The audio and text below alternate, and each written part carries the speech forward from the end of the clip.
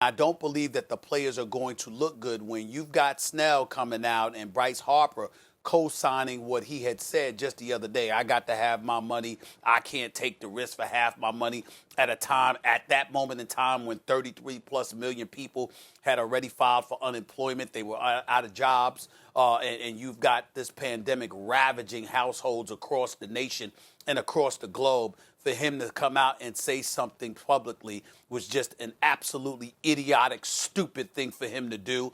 And Bryce Harper, who just recently agreed to a 13-year deal, all right, in excess of $300 million in the offseason, last season rather, you just can't do stuff like that. When you do stuff like that, it's just foolishness. And so to me, Glavine highlighting that and pointing that out, it could potentially be tantamount to the cancellation of the 1994 World Series, where people didn't get into the minutia, the particulars. What they were saying is, damn it, figure it out and give us baseball.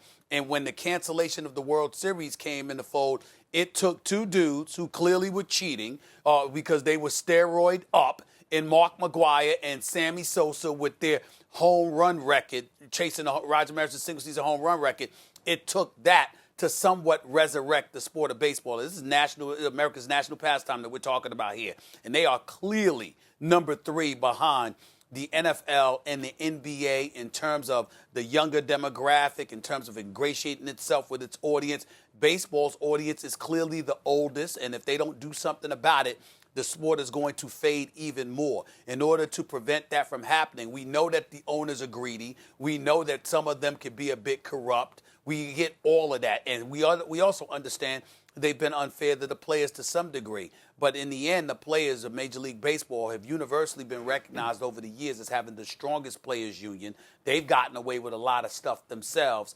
And in the process, they've taken that for granted, and they've snubbed their nose at the public by and large because they were hell-bent on having their way and living by their traditions and what have you. And it hurt their sport in terms of the fan base and their relationship with the fans. This, to me, Max, I think points in that direction just as much. I think Tom Glavine is right about this.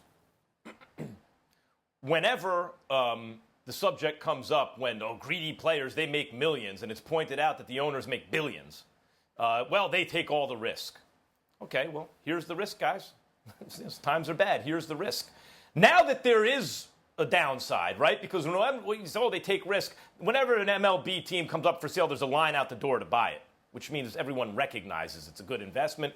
Even as baseball's marginalized in American popular culture, it still makes a lot of money. It's a $10 billion a year industry. But now it's risk time. Oh, no. We don't want to assume that liability now. We'd like to pass that along to the players. Not only, Stephen A., do they want a prorated salary based on the number of games played in case it's fewer games, which seems very reasonable to me. You and I agree about certain things. As strong as the players' union is, and we are frequently on the side of the players, and in baseballs it's very strong, we agree about, for example, limiting the length of contracts because it warps the economics of the game, stuff like that. I'm all for prorating salaries. I think that makes sense. Of course, you play fewer games, you get less money, all that stuff. No, the owners are not content with that. They're saying, we also want a 50-50 revenue split, which is what the other leagues have. NFL has better than that. NBA has that. They've been unable to get that in baseball because it's really a form of a salary cap. And they've been unable to get it. So they're using the crisis as an opportunity in an underhanded way, in my view, to set precedent for a system they've been unable to implement in negotiations during regular times. Stephen A., you're right about, and Glavine's right, about the perception of the players being greedy if it's an economic issue that stops baseball. But that's only if guys like you and me in the media point to the greedy players. Let's really describe the whole picture. It's not the greedy players, although greed is involved, I'm sure, all around. It's human nature. It's the owners that would stop it. The owners saying, no, we want, in addition to prorating your salaries, new measures that we've been unable to negotiate during normal times. No, I know we say that we make the lion's share of the money or we make so much money because we assume risk. But now that it's risky, we would like you to take that risk. It's ridiculous. And though Tom Glavine's point is well taken, I think really what it points out is it's incumbent upon the media not simply to point to the players, labor. Greedy players, why, you're playing a child's game. You ought to be happy with what you have. Look at how bad the economic times are.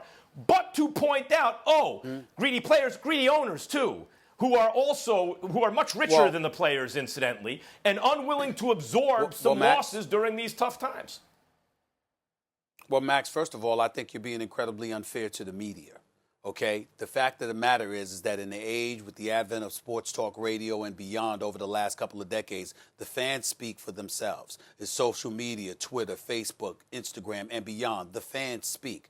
The media has gone about the business of reporting what's transpiring. I don't recall any articles or any banter over talk radio or on television where people are saying the greedy players, and they're stopping there. In the media, it is universally recognized that the owners are about their business. They are about their bottom line. They are going to curb cost at every turn, and that exists everywhere in corporate America. There is not an organization, there is not a boss that I have ever met that has not tried to get as much out of its product as they possibly could for the cheapest amount of labor possible. Everybody tries to pull it off. They try to pull it off with my negotiations, your negotiations, player negotiations, pull folks on Wall Street. The list goes on and on.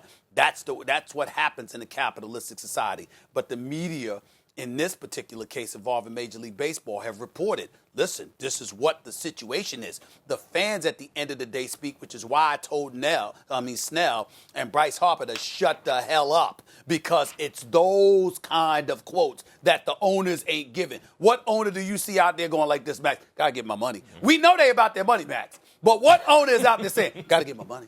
Gotta get my money. Can't curb half. Can't take half. Can't do that. You understand what I'm saying? I can't do without that. I gotta get my paper. What owner? We all know every single owner feels that way. Tell me one who has said it. Thanks for watching ESPN on YouTube. For live streaming, sports, and premium content, subscribe to ESPN Plus.